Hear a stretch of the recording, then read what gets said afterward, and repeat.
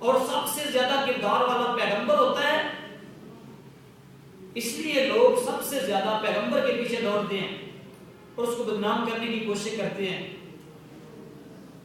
اللہ کے محبوب پیغمبر نے جب کہا گزریے، حضرت یوسف کو کہا یہاں سے گزریے، ان عورتوں نے ہاتھ کاٹ ڈالے۔ مفسرین کرام یہاں دو باریک باتیں کرتے ہیں بڑی کمال۔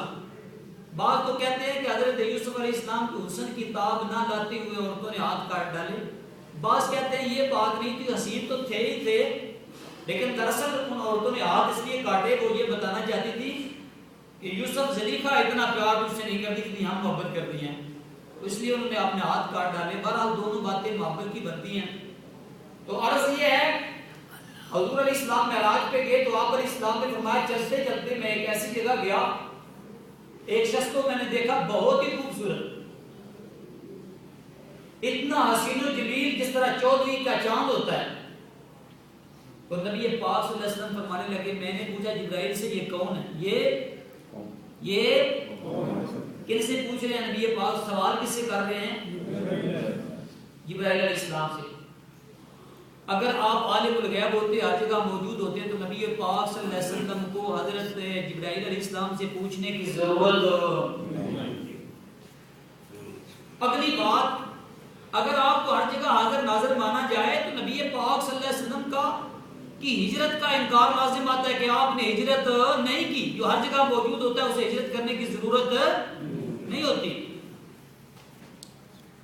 پھر آپ علیہ الصلوۃ والسلام چلتے چلتے آپ نے بہت عجیب عجیب واقعات دیکھے اور نبی پاک صلی اللہ علیہ وسلم بارہا بار جبرائیل سے پوچھتے رہے، یہ کیا ہے، یہ کیا ہے، یہ کیا ہے۔ یہ میرے عنوان کے متعلق بات نہیں، جو بات تھی وہ میں نے کر دی کہ معراج کی رات آپ نے حضرت یوسف علیہ السلام کو دیکھا اور آپ نے فرمایا ایسا خوبصورت جس طرح 14ویں کا چاند ہوتا ہے ستاروں میں۔ تو نبی پاک نے فرمایا، میں نے جبرائیل سے پوچھا یہ کون؟ فرمانے لگے آپ کے بھائی حضرت یوسف علیہ السلام۔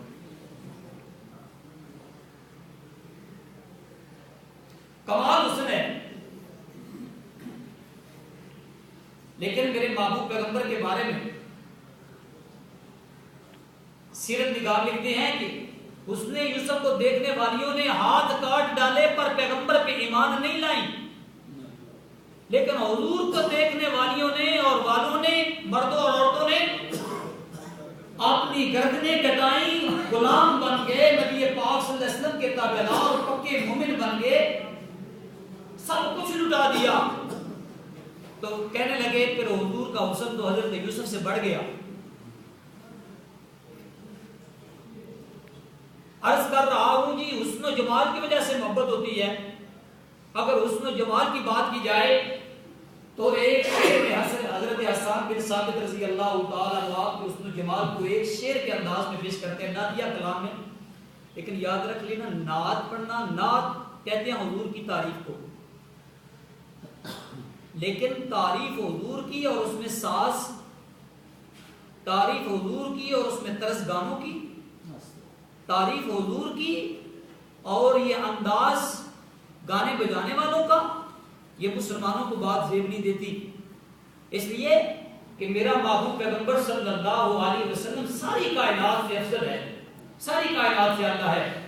گانے بجانوں کے ساتھ میرے محبوب پیغمبر کی تعریف کرنا یہ حضور کی توحید ہے۔ آج حضرات، بہت سارے حضرات نعت سنتے ہیں اور اس میں دو ٹیسٹ ہوتے ہیں، ایک گانے کا اور دوسرا نعت کا۔ بالکل غلط ہے، کبیرہ گناہ ہے۔ نعت کو، نبی پاک صلی اللہ علیہ وسلم کی تعریف کو گانے کے انداز میں پیش کرنا قطعاً غلط ہے۔ حضرت حسان بن ثابت نے میرے محبوب پیغمبر کے حسن و جمال کو دیکھا تو تعریف کرنے لگے، بڑے پیارے انداز میں تعریف کی، فرمانے لگے احسن من کا لم ترقت عینی، اے اللہ کے محبوب پیغمبر، اللہ نے آپ کو ایسا خوبصورت پیدا کیا، ایسا خوبصورت پیدا کیا، میری آنکھ نے ایسا خوبصورت جوان دیکھا تک نہیں۔ وَأَجْمَلُ مِنْكَ لَمْ تَلِدِ النِّسَاءُ، اللہ نے آپ کو اتنا جمیل پیدا کیا، کسی عورت نے اتنا خوبصورت بچہ جنا ہی نہیں۔ خُلِقْتَ مُبَرَّأً مِنْ كُلِّ عَيْبٍ كَأَنَّكَ قَدْ خُلِقْتَ كَمَا تَشَاءُ، خُلِقْتَ مُبَرَّأً مِنْ كُلِّ عَيْبٍ، اللہ کے محبوب پیغمبر اللہ نے آپ کو ہر چھوٹے بڑے عیب سے پاک پیدا کیا. آپ کی آنکھ بھی بے عیب, آپ کا سننا بھی بے عیب, آپ کا دیکھنا بھی بے عیب, آپ کا زبان سے بولنا بھی بے عیب, آپ کا چلنا بھی بے عیب. اللہ رب العزت نے آپ کو ہر عیب سے پاک پیدا کیا. کأنک قد خلقت کما تشاء, ایسا ہے تو نہیں لیکن لگتا یوں ہے.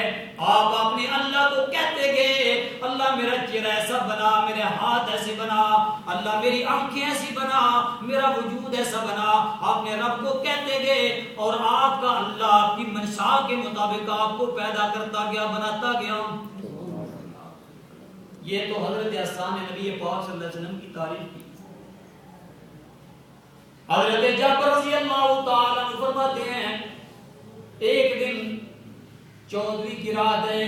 آپ فرماتے ہیں 14ویں رات کے چاند کو دیکھا تو میرے دل میں خیال آیا میں نبی پاک صلی اللہ علیہ وسلم کو تلاش کروں اور آج میں دیکھوں کہ 14ویں رات کا چاند خوبصورت ہے یا اللہ کا محبوب پیغمبر صلی اللہ علیہ وسلم زیادہ خوبصورت ہے. فرماتے ہیں میں تلاش کرتے کرتے مسجد نبوی میں پہنچا تو میں نے دیکھا نبی پاک صلی اللہ علیہ وسلم مسجد میں بیٹھے ہوئے, آپ کے اوپر چادر ہے اور فرمانے لگے یمنی چادر اور اس میں سرخ دھاری ہے. تو حضرت جابر رضی اللہ تعالیٰ عنہ کہتے ہیں میں نبی پاک کے پاس گیا, بیٹھ گیا. آپ فرماتے ہیں کبھی میں چاند کی طرف دیکھتا, کبھی میں نبی پاک صلی اللہ علیہ وسلم کے چہرہ اقدس کی طرف دیکھتا.